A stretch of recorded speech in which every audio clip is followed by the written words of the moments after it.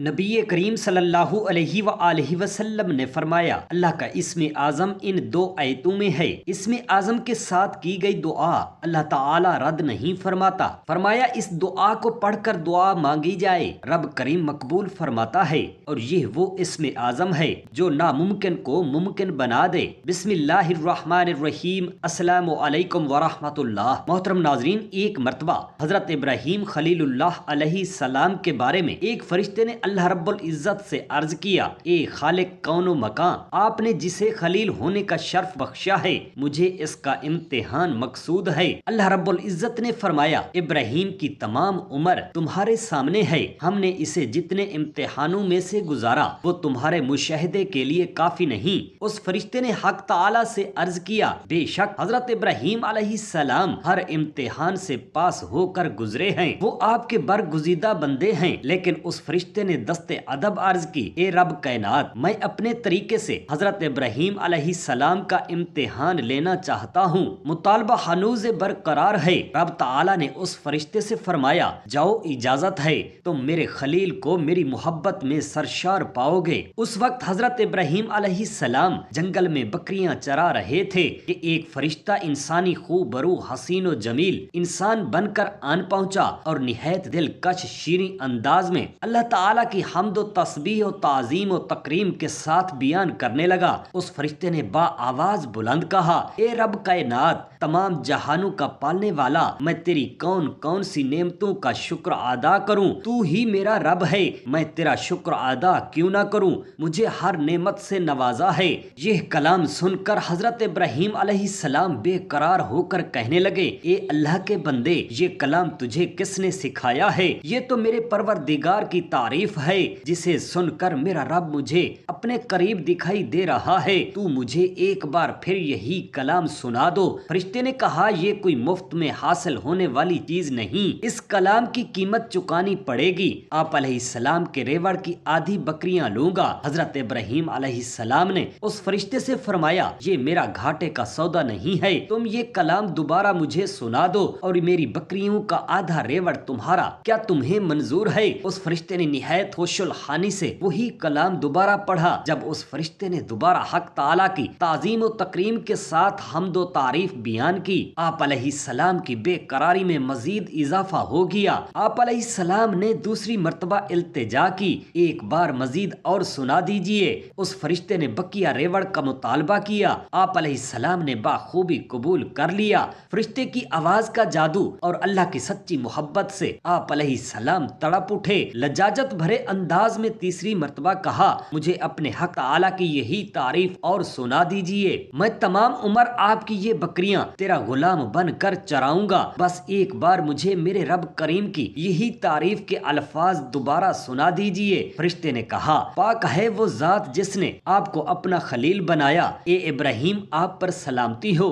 میں ایک اللہ کا فرشتہ ہوں، اپنا راز اللہ کی دی ہوئی طاقت سے آپ سے پوشیدہ رکھا اور تم اس امتحان سے کھرے گزرے۔ تمام ایوب سے پاک بے نیاز ذات اپنے بندوں سے 70 ماؤں سے زیادہ محبت کرتی ہے، لیکن بندوں میں سے کون ہے جو اس کا کامل عاشق ہونے کا دعوے دار ہو؟ کتنے ہی منصور اسے پانے کی جستجو میں انا الحق کا نعرہ بلند کرتے ہوئے پیوند خاک ہو گئے۔ رب کائنات نے انسانوں کی رشد و ہدایت کے لیے اور اپنا پیغام انسانوں تک پہنچانے کے لیے انبیاء کرام علیہم السلام کا سلسلہ قائم فرمایا۔ انہوں نے درس دیا کہ یہ زندگی عارضی ہے اور دنیا کے لوازمات آرام و آسائش کے لیے تو ضرور ہیں، لیکن اگر کوئی انسان ان میں ڈوب جائے تو وہ صراط مستقیم سے دور ہو جاتا ہے۔ انبیاء کرام علیہ السلام نے صراط مستقیم پر قائم رہنے کے کچھ اصول بتائے ہیں جو درج ذیل یہ ہیں، اللہ تعالیٰ کے بنائے ہوئے وسائل کو مقصد حیات نہ بناؤ، اللہ تعالیٰ نے جو بھی نعمتیں عطا کی ہیں انہیں شکر کے ساتھ استعمال کرو، ترجیح اول اور زندگی کا مقصد صرف اور صرف اللہ تعالیٰ کو ہونا چاہیے، کیونکہ اسی نے تمہیں اور تمہارے وسائل کے علاوہ تمام جہانوں کو تخلیق فرمایا ہے۔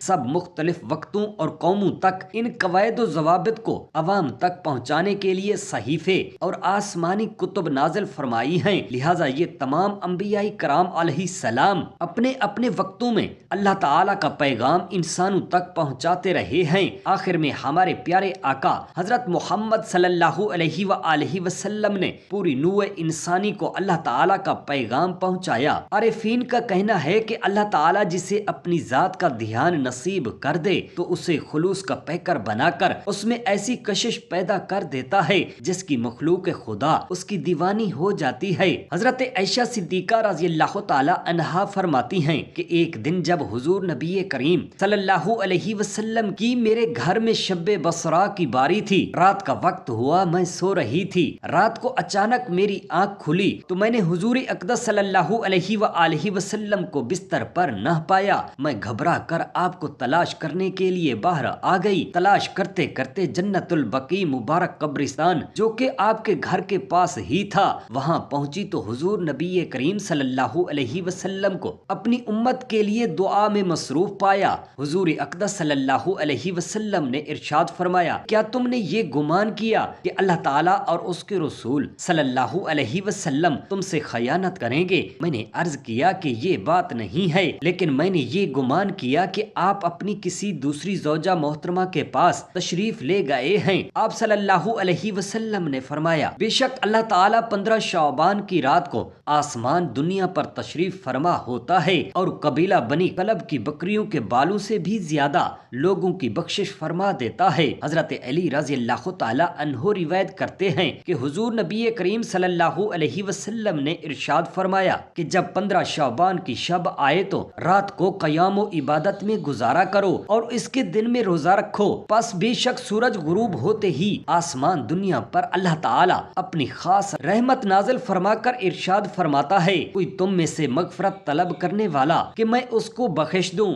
ہے کوئی تم میں سے رزق مانگنے والا کہ میں اس کو رزق عطا کر دوں؟ ہے کوئی مصیبت زدہ کہ میں اس کو عافیت عطا کر دوں؟ یہ آواز طلوع فجر تک مسلسل آتی ہے۔ ایک حدیث میں حضور اقدس صلی اللہ علیہ وسلم کا یہ ارشاد وارد ہوا ہے کہ 3 آدمی قیامت کے دن اللہ تعالیٰ کے عرش کے سایہ میں ہوں گے جس دن اس کے سایہ کے سوا کسی چیز کا سایہ نہ ہوگا۔ ایک وہ شخص جو کسی مصیبت زدہ کی مصیبت دور کرے، دوسرا وہ جو میری سنت کو زندہ کرے، تیسرا وہ جو میرے اوپر کثرت سے درود پاک پڑھے۔ ایک حدیث میں ارشاد ہوتا ہے کہ مجھ پر درود شریف کی کثرت کرو کیونکہ قبر میں پہلے تم سے میرے متعلق سوال ہوگا۔ ایک اور حدیث پاک میں ہے کہ حضرت جبرائیل امین علیہ السلام نے عرض کیا، یا رسول اللہ صلی اللہ علیہ وسلم، اللہ تعالیٰ نے آپ کو جنت میں ایک قبہ عطا کیا ہے جس کی چوڑائی 300 سال کی مسافت ہے اور اسے کرامت کی ہواؤں نے گھیر لیا ہے۔ اس قبہ مبارک میں صرف وہی لوگ داخل ہوں گے جو آپ صلی اللہ علیہ وسلم کی ذات اقدس پر کثرت سے درود پاک پڑھتے ہوں گے۔ ایک حدیث میں آیا ہے کہ تمہارا مجھ پر درود شریف پڑھنا قیامت کے دن پل صراط کے اندھیرے میں تمہارے لیے نور ہوگا، اور جو شخص یہ چاہے کہ قیامت کے دن اسے اجر کا پیمانہ بھر کر دیا جائے، اسے چاہیے کہ وہ مجھ پر درود پاک کی کثرت کرے۔ ایک اور حدیث پاک میں ہے کہ تم میں سے جو مجھ پر درود شریف زیادہ پڑھے گا قیامت کے دن میں اس سے مصافحہ کروں گا۔ ایک اور حدیث میں ہے کہ تم میں سے کوئی میرے زیادہ قریب جنت میں اس وقت ہوگا جو مجھ پر کثرت سے درود شریف پڑھے گا، اس کو جنت میں حوریں زیادہ دی جائیں گی۔ ایک اور حدیث پاک میں ہے کہ جو شخص مجھ پر دن بھر میں 50 دفعہ درود شریف پڑھتا ہے یا میرا ذکر کرتا ہے اور مجھ پر درود شریف پڑھتا رہتا ہے، ان کے گھروں میں برکتیں نازل ہوتی ہیں اور پریشانیاں تنگ دستیاں دور ہوتی ہیں، یا کوئی بندہ کسی پریشانی میں مبتلا ہو جائے وہ مجھ پر درود شریف کی کثرت کرے، کیونکہ درود شریف پریشانیوں، دکھوں اور مصیبتوں کو لے جاتا ہے، رزق بڑھاتا ہے اور حاجتیں بھر لاتا ہے۔ حضرت انس رضی اللہ تعالی عنہ حضور اقدس صلی اللہ علیہ وسلم کا ارشاد نقل کرتے ہیں کہ جس نے مجھ پر دن میں 1000 دفعہ درود شریف پڑھا وہ اس وقت تک مرے گا نہیں جب تک کہ وہ جنت میں اپنی آرام گاہ نہ دیکھ لے۔ حضور نبی کریم صلی اللہ علیہ وآلہ وسلم کا ایک اور ارشاد مبارک ہے کہ قیامت کے دن میرے حوض کوثر پر کچھ گروہ وارد ہوں گے جن کو میں درود شریف کی کثرت کی وجہ سے پہچانتا ہوں گا۔ حضرت وہب بن منبع فرماتے ہیں کہ بنی اسرائیل میں ایک شخص تھا جس نے 200 سال تک خدا تعالی کی نافرمانی کی، پھر وہ مر گیا تو بنی اسرائیل نے اسے کوڑے کے ڈھیر پر ڈال دیا۔ اللہ تعالی نے حضرت موسیٰ علیہ السلام کو بذریعہ وحی حکم دیا کہ جاؤ وہاں سے اٹھا کر اس کی نماز جنازہ ادا کرو۔ حضرت موسیٰ علیہ السلام نے عرض کیا کہ اے رب کریم، بنی اسرائیل گواہی دیتے ہیں کہ اس نے 200 سال تک تیری نافرمانی کی ہے۔ حق تعالی نے دوبارہ وحی فرمائی، واقعی وہ ایسا ہی شخص تھا، لیکن وہ جب بھی توریت کی تلاوت کے لیے کھولتا اور اس میں گرامی احمد مجتبی پر نظر پڑتی تو وہ اسے بوسہ دیتا اور اسے اٹھا کر اپنی آنکھوں سے لگاتا اور میرے آخری نبی پر درود شریف بھیجتا، تو میں نے اسی عمل کی بدولت میں نے اس کے گناہوں کو بخش دیا ہے اور 70 حوروں سے اس مشہور نافرمان کا نکاح کر دیا ہے۔ حضرت سیدنا عیسیٰ علیہ السلام ایک پہاڑ سے گزرے، اس پر انہیں ایک سفید گنبد نظر آیا۔ انہوں نے اسے ہر طرف سے گھوم کر دیکھا اور بہت ہی متعجب ہوئے، پس ان پر وحی نازل ہوئی کہ کیا آپ اس سے بھی حیران کن راز سے آگاہ ہونا چاہتے ہیں کہ جسے آپ پر آشکارا کر دیا جائے؟ انہوں نے عرض کیا، جی ہاں رب کریم۔ چنانچہ وہ چٹان پھٹ گئی، اس میں سے ایک آدمی سبز رنگ کا عصا لیے باہر آیا، اس کے پاس انگوروں کی ایک بیل لگی ہوئی تھی۔ اس نے عرض کیا کہ یہ میری روزانہ کی خوراک ہے۔ آپ علیہ السلام نے فرمایا کہ تم اس پتھر میں کب سے عبادت کر رہے ہو؟ اس نے عرض کیا کہ 400 سال سے عبادت کر رہا ہوں۔ چنانچہ حضرت عیسیٰ علیہ السلام نے اللہ تعالیٰ کی بارگاہ میں عرض کیا کہ یا اللہ، میں خیال کرتا ہوں کہ اس سے بڑھ کر تیرے ہاں اور کوئی بھی فضیلت والا نہ ہوگا۔ اللہ تعالیٰ نے ارشاد فرمایا کہ حضور اقدس صلی اللہ علیہ وآلہ وسلم کی امت میں سے جو بھی نصف شعبان کی شب بارات کو 2 نفل ادا کر لے گا تو وہ 2 نفل اس کے 400 سال کی عبادت سے زیادہ افضل ہوں گے۔ حضرت عیسیٰ علیہ السلام کہنے لگے کہ کاش میں بھی امت محمد مصطفیٰ صلی اللہ علیہ وآلہ وسلم میں سے ہوتا۔ حضرت عائشہ صدیقہ رضی اللہ تعالی عنہا بیان فرماتی ہیں کہ میں نے حضور نبی کریم صلی اللہ علیہ وسلم کو نصف شعبان کی شب دیکھا کہ آپ سجدہ کی حالت میں دعا مانگ رہے تھے، پس جبرائیل علیہ السلام نازل ہوئے اور عرض کیا کہ اللہ تعالیٰ نے آپ کی شفاعت پر آپ کی 1/3 امت کی مغفرت فرما دی ہے۔